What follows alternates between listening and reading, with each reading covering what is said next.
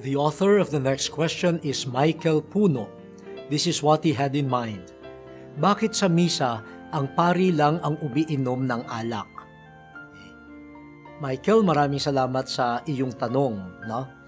Una, alam mo Michael, hindi sa lahat ng oras at sa lahat ng lugar, ang pari lang ang umiinom ng alak. No? May mga lugar na sa ibang bansa, lalo na sa komunyon, regular communion, ay ino-offer din ang alak or the blood of Christ para sa mga gustong uminom nito. So, hindi lamang yung body of Christ, kundi yung blood of Christ.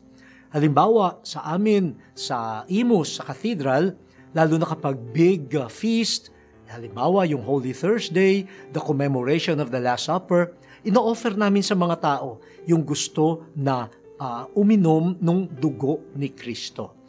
Ngayon, meron kasing practical na consideration.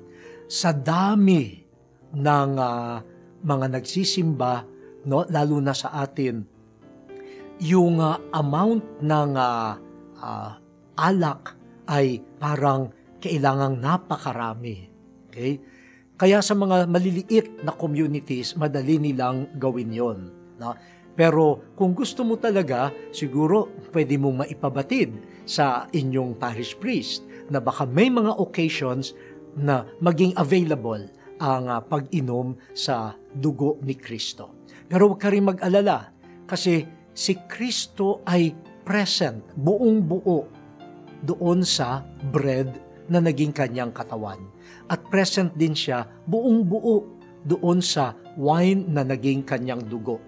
Matanggap mo man ang isa lamang, halimbawa, naubusan ng sacred host at ang meron pang natirang alak at yun ang pinainom, you received the whole Christ. At kung tinanggap mo naman yung bread na naging body of Christ, you received the whole Christ. Hindi ito kalahati nung tinapay, kalahati nung alak para maging buong Kristo. Christ is fully present in either one of the species.